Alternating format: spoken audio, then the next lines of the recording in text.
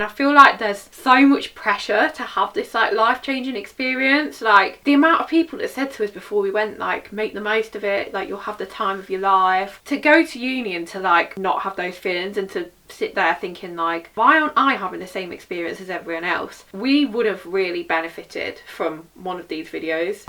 Hey guys, and welcome to our channel. So we're Em and Laur, and we share lifestyle videos, vlogs and loads of other things about being identical twins. So if anyone's seen any of our videos before, you'll see that we're in a different filming location today. We're doing a story time sit down video, so we thought that we'd just be in a bit more of a casual atmosphere, like this is my bed. Casual, cosy vibes, we've got our cups of tea. Yeah, like a chatty, kind of like sleepover vibes kind of video. So today we thought we'd do a video all about our experiences at uni. We both went to different unis, so we have two different experiences, but it's pretty safe to say that none of them were necessarily good experiences. No. Like I was gonna say, we have so much to say on this subject, and you hear so many people that say things like, I made friends for life at uni. Best years of your life is what you were always told, like make the most of it, because after that it goes downhill. Yeah, and for me and you, like, I don't think any of us could say that uni was the best years of our life. Absolutely not. I feel like I'm thriving more now than I was at uni. Yeah, me too. With that being said, I think we should get into our stories. And I feel like I should start because I actually had two different uni experiences. So my first experience was very brief. So we're going back here to, I want to say 2019. Is that right? No, 2019 was the year that I left uni. Okay. So it was probably about 2016 or 2015. Yeah, because you did a postgrad. Yeah, 2015. Okay, so we're going back to 2015, which was almost a decade ago actually. That's crazy. I can't believe that. Wow. And we were both at college doing A-levels. Pretty standard, I feel like, when you get good grades in high school, you kind of just go to college and do A-levels because it's just what's expected of you. And I remember being in first year and having to choose already like where we wanted to go for uni. Yeah. And I genuinely had no idea. Like, I did not know what I wanted to do in the future because same. Again, like, something that you don't really get told is what kind of careers are available. Like, apart from the obvious ones, like being a doctor or a vet or a teacher, like, I had no idea what was out there in the career world. Me neither. And the thing is, like, if you don't want to go to uni to train for a specific thing, so for example, go to medical school or go and train to be a lawyer, then it's kind of like, you've just got so many options, and it just feels like a continuation of college, and you're just like, well, do I do English? Like, do I just pick a subject that I'm good at? And I didn't think at all about the money because I just thought it's a loan that I'll probably never have to pay back. And when you are like 17, not a lot of 17-year-olds are thinking about like long-term loans and things like that. So for me, money wasn't an object. I was looking everywhere and I was just trying to find something that interested me because I thought, if I don't know what I want to do, then I'll just kind of, like you said, extension of college, I'll just find a subject that I enjoy and I'll go into that. That was me as well. Yeah. So I chose magazine journalism, and this actually narrowed my uni options down a lot. I know that it's more of a popular course now, but at the time there was only 2 or 3 unis in the whole of the UK that were doing magazine journalism. Yeah. But I think both of us actually had a dream. It just sounds amazing, doesn't it? Like that very stereotypical, like, writing for a magazine. Yeah, like the young woman that lives in New York or London and like the bold type vibes. Yeah, she puts on like beautiful designer clothes and she goes to this like swanky office in the middle of the city with like amazing views. And they have all of these like office parties, like glamorous, like ball gowns. To be honest, like short-term dream was just to do something that would interest me, that I thought I could pass. So I picked magazine journalism, and like I said, there was only 2 or 3 unis in the UK that was doing that course at a time. One of them was Bedford Uni, but the campus was in Luton, and I was like, absolutely not. I remember looking at Luton on Google Maps and I was like, no, it's a no for me. And then the other one was in Leeds, and again, Leeds didn't really have an appeal to me. Like, it was quite far from Stoke, which is where we were living at the time, and I had a boyfriend that lived in Stoke that wasn't going to go to uni. So I was kind of like, Leeds is a bit far away, like how often am I going to be able to come home? But I ended up going for Leeds Trinity, which I don't know if anyone's been to like uni, but it's not in the centre of Leeds, like it's in the countryside, and I thought that I'd be fine with the remoteness and that it would all be good. So the following year we then went to uni. You went to Nottingham Trent, which you'll talk about in a minute. Yeah. And I went to Leeds Trinity. And this was also the year that all of our friends from college had gone to uni. So it was very much like back in the day when everyone had Snapchat and they were posting things on the stories, and it was like Freshers Fairs and Freshers Week and everyone was going out. And I did not have that experience at Leeds Trinity from the beginning. Like, I just didn't have the experience, and like I tried before moving over there, I tried to make friends. Like there was like the group chats, and I was trying to like find people like in my accommodation or on my course, and like nobody was like revealing themselves. It's a red flag, isn't it? Because the same thing happened to me. Like we had this Facebook group where you could meet all your flatmates, so you could post in the group saying, oh, I'm in this location, this flat number, and then if your flatmates were on the group, then they'd message you and you could start a conversation. Group chat, but I was the same. Like I did not find a single flatmate before I actually moved out there. So that's a bit nerve-wracking, because it's like, who am I going to be living with, and why do they not want to like know in advance? So then when I arrived, it became pretty clear to me like why nobody was on the Facebook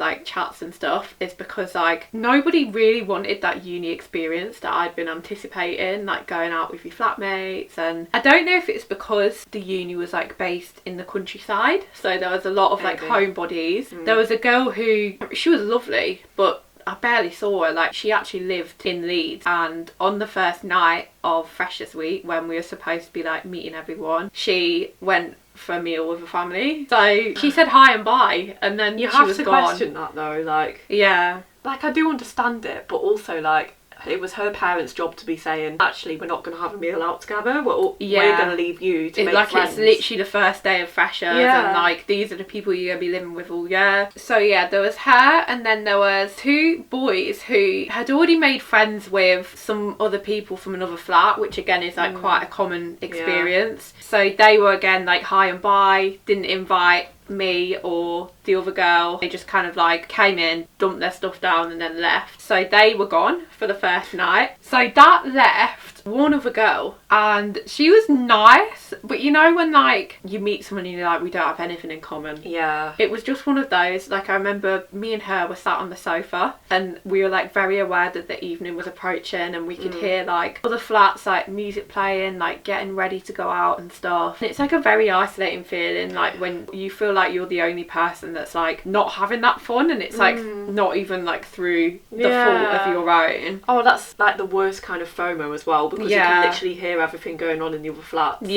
And then from what I can remember, we ended up going to the student union bar, which was downstairs, and we were kind of like trying to get involved with other groups then, but it's actually really difficult. Like everyone was so like cliquey within their flats that like it just felt really like forced and awkward. So like safe to say that night we didn't end up going out. I don't remember all of the details, but I do remember just like crying my eyes out in my room and just thinking to myself like, I want to go home, I want to go home, I want to go home. And that was literally like the first week is when I started thinking that. And I remember like telling my mum about it and telling my boyfriend about it, and like everyone was saying, just hold on, like it's gonna get better. But yeah, it just didn't. I kind of made friends with some of my course mates, but again, like we just didn't have a massive lot of things in common, and then we were just so like isolated in the middle of nowhere. Like the uni is really just like, you have to get a train to go into the city. Like it's just very, very remote. And I was seeing on Snapchat that like all my college friends were like having the time of their lives, and they were going out every day, and they were like spending time with the housemates and the course mates, and I was just absolutely hating it. And I would go home every single weekend. Like I would get a train from Leeds to Stoke. It was like 3 trains, and I'd spend the weekend with my boyfriend. Pretty much from the beginning, like I just knew that it wasn't for me. That experience wasn't for me. The course was a lot more like broadcasty than I'd anticipated. started. So I wasn't even really enjoying the course, and I think it got to like November and I decided to drop out of Leeds Trinity and to basically just spend the rest of the year having a gap year and working, and then just try again the next year. Yeah, it is difficult. Like, I think it's an important story to tell as well, to say like it was not what I expected, like none of it was, like the social aspect, the course, like nothing was what you thought it was going to be. Because if you are going to uni, like fingers crossed you have an amazing time, but I think everyone paints a picture, especially on social media, of just like having the most amazing time, like life-changing experience. And I feel like there's so much pressure to have this like life-changing experience. Like the amount of people that said to us before we went, like, make the most of it, like you'll have the time of your life. To go to uni and to like not have those feelings and to sit there thinking like, why aren't I having the same experience as everyone else? We would have really benefited from one of these videos so that we wouldn't have felt so alone. So obviously you've not talked about your second experience, but you will in a minute. But for me, like what you said, I went to Nottingham Trent University, and the uni itself is really, really nice. The campus is really nice because I was based in the city, which was good. If there's one good thing that came out of my time at uni, it was that I really fell in love with just Nottingham as a place. Like, I want to live there, you want to live close by as well. Everything about like the city and the restaurants and the nightlife. It's got everything, doesn't it? Yeah, and it just feels like a young place as well. And it doesn't feel run down. Like, we came from Stoke, so enough said there. But as for my experience, I had a bit of a weird one because it wasn't quite as bad as you, because my flatmates were a lot more outgoing, which was good. So I remember the first night we all went out to freshers and we ended up in somebody else's flat, and I just remember like drinking more than I've ever drunk in my life. Like, it was not good. I think that's such a common experience for like most people on their first uni night out, because you just feel like you just feel so badly want to anxiety. fit in, and you feel so anxious. And so we went to our student union that night, and I think it was a good night from what I can remember. And then the same scenario kind of repeated over the next few days. Loving it at first. Like, I remember seeing all your Snapchats and thinking like, well, at least she's having a good time. Like, we went out, we're going to all the fancy dress stuff, like wearing different outfits. And then I think it got to like day 4 and I was like, I need a break. I feel like I was burned out. Not even from the drinking, but just from like that really heavy like socialisation. It was like every single day, like it was constant socialisation. Like, if you're an introvert, that can get difficult very quickly. I am an introvert, so I had no time to recharge my batteries apart from when I was asleep. And I think I just got to the point where I was like, I feel like I need to take a step back and just do things for myself for a bit and just stay in my room for a bit. But that's not what everyone else was doing. So then I was in this weird situation where I was like, I don't want to get FOMO by like hanging out in my room while everyone else is in the kitchen, but also like I really do need some time to recharge.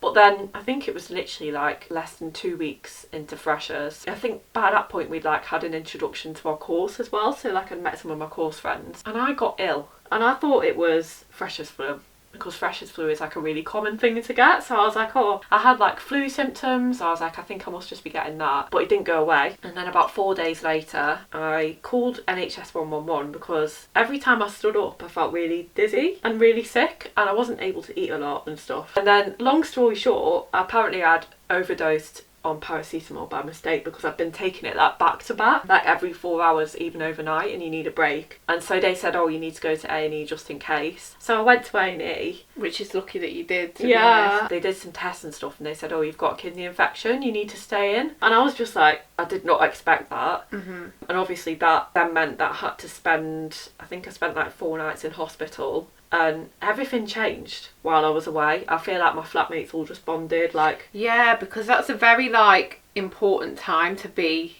present and be at your flat, is during those first few weeks.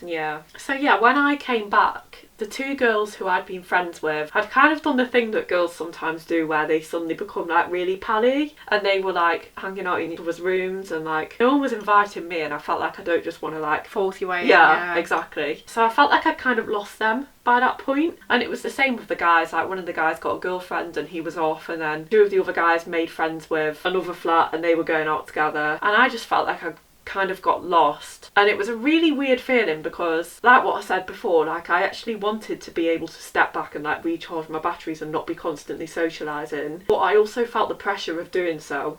Everybody expects it to be really easy to live in a flat with a load of people that you've only just met, and it's just going to be fun and social. And I think you imagine it to be like, you know, like Friends, for example, where everyone's kind of just like getting along and, you know, people might end up dating. I just kept drifting further and further apart from my flatmates, and it wasn't that anyone did anything, it was just that they were then having that bonding time, going on nights out, and I, because I'd just had a kidney infection, like I'm pretty sure it was caused by the drinking as well, because it happened again. Basically, it happened again a year later through basically the same situation. So I hadn't been drinking a lot, and I knew that I needed to pace myself a little bit more, and that was just really what happened. Like, we just, no drama, like we just ended up kind of drifting away from each other. So I had made some friends on my course. I think it was like 3 or 4 girls, and then some people like drifted away, and then it was just me and 2 girls, and we decided that we were going to live together in our second year.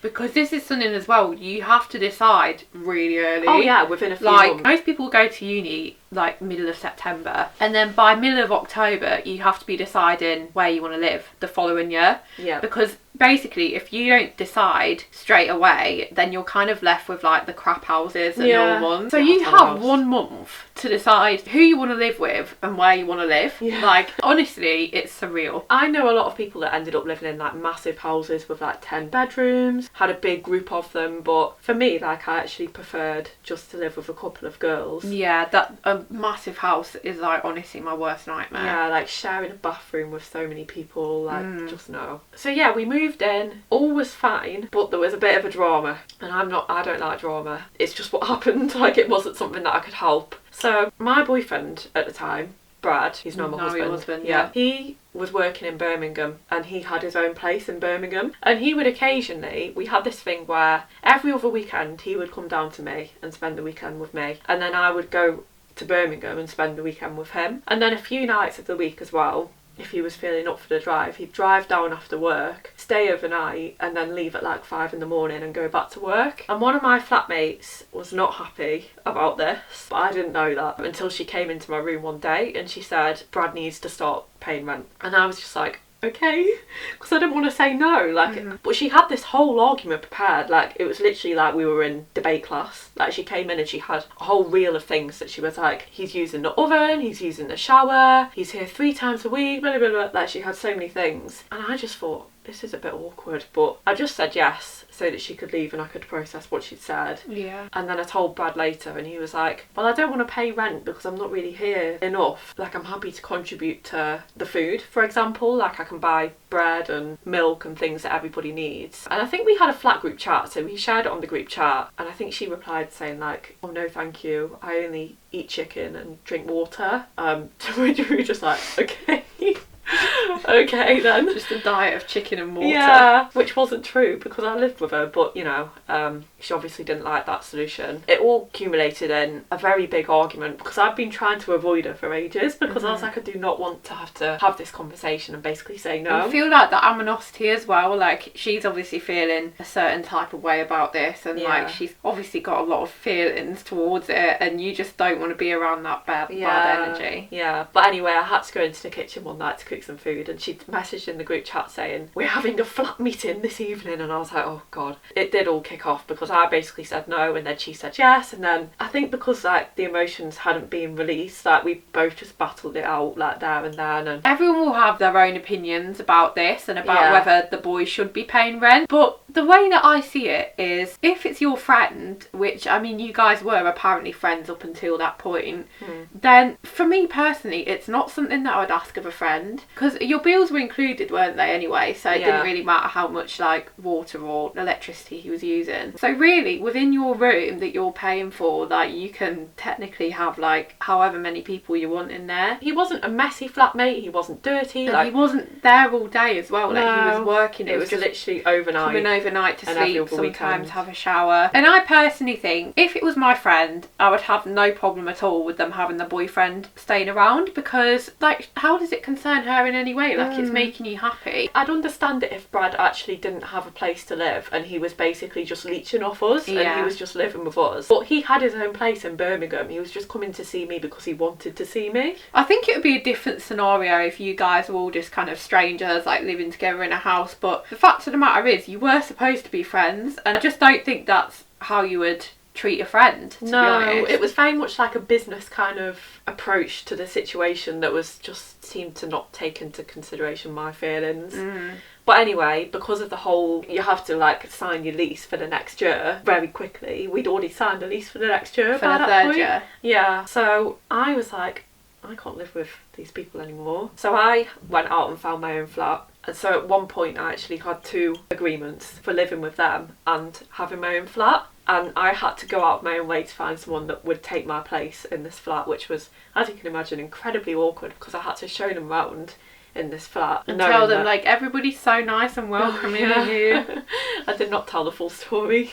So while all that was going on with you in your second year, I was going into my first year. I was trying things again, and this time I picked Derby Uni, which I was so much more happy with that choice because it was not too far from Stoke, and it was obviously like about a half an hour drive away from you as well. So it felt like a pretty good location because I thought, even if it does go wrong again, at least I'll be like closer to home, I'll be close to you. So like, it's not the end of the world, and like, I don't think that I'd have to drop out. So second time around, I picked media and communication, which is essentially just like the written side of media. So it's less to do with like filming and more to do with writing. Again, I could kind of like live my magazine journalism dream. Yeah. And yeah, you know what's funny is that Freshers Week was a very similar vibe to how it had been at Leeds. So I don't know if I just get really unlucky or whether it's just a common occurrence and like people just don't really talk about it a lot.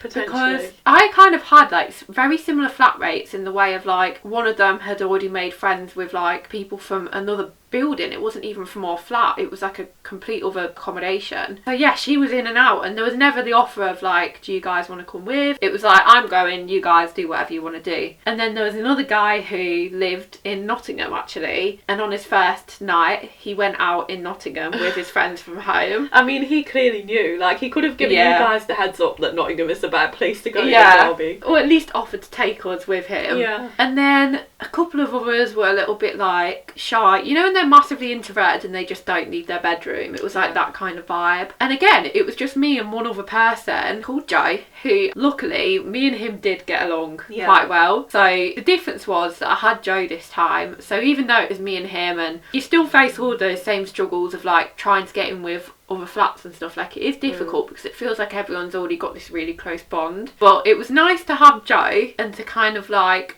have someone else to like hang out with in the kitchen, even if we weren't going out, like we still had each other's company. The positive difference about Derby was that I enjoyed my course and that I made some really nice course friends that I'm still friends with today. So it's just 2 other girls called Kat and Soph. We decided to live together in the second year. So it was me, Soph, Joe, and Kat was living with her flat because she got on quite well with her flatmates. But I think Soph had like a similar scenario to me, so again that made me feel better because I thought I'm not the only one that's like going through this. So then we decided in the second year, because there was only me, Joe and Soph, we decided to go back into halls again and live with like another selection of strangers, which is always risky to do. But it worked out. Again, it worked out quite well. I think we were in a flat of 7 and we recruited another person to our little group called Marwin. But then in third year, we kind of lived together, the 4 of us. My Derby Uni experience was a lot more positive, but I definitely wouldn't say that it was this like groundbreaking, life-changing uni experience that everybody talks about. Like, I really didn't go out that much, tried a society and I didn't enjoy it. Like, they're expensive as well. Let's be real, like there was a lot of things that I would have wanted to try, like gymnastics and dance and stuff like that, but I just couldn't think about spending that kind of money. Yeah, and I feel like by the time that I'd like settled in and like found my people at uni, it was like the end of third year, and like everyone was like leaving to go back to their hometowns. So what I would take from my experience, if you're a person watching and you're at uni and you might not be enjoying it as much as you thought you were going to, then I would say that uni is not the be all and the end all. Like, there is so much more to life, and honestly I think that I got my uni experience after uni. I was working as a lifeguard at the time in Nottingham actually, and I made loads of really good friends and we went out loads, and for me those are the times that I look back at fondly now.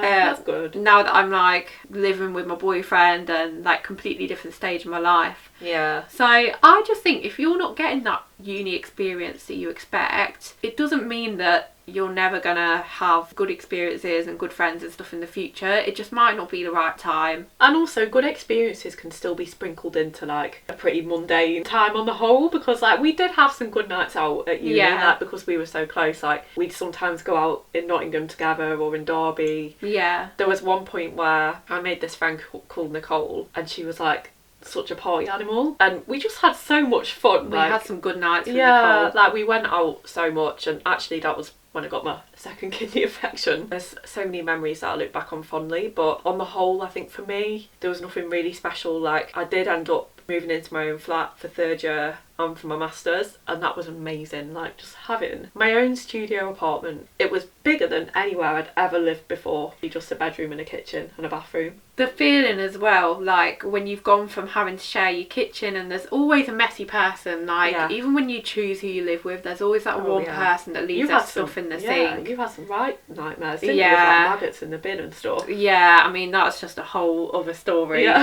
But it's so nice to like move into your own place and have your own kitchen and realise that there's going to be no one like leaving dirty dishes in the sink and stuff like that. But yeah, just to touch on my course as well, because I haven't really mentioned it, I did print journalism. Again, it wasn't incredible, like it wasn't amazing. In fact, when I was on the course I realised I didn't want to be a journalist. Like I did some work experience at the local newspaper and just didn't enjoy it. Like it just wasn't for me. I didn't like the vibe of the newsroom. I feel like everybody on my course kind of realised the same thing as me, like they either didn't want to be a journalist or they wanted to do broadcast journalism, which is like where you're in front of the camera. And my course tutor as well was kind of pessimistic about our group and seemed to sense that we weren't having the best time. And then she was saying to us like, oh, I feel like previous students have been so much more enthusiastic than you guys. Not very motivational. I know. And I remember, you know when you have to do like the reviews of the tutors and they're like anonymous, like I just honestly wrote that she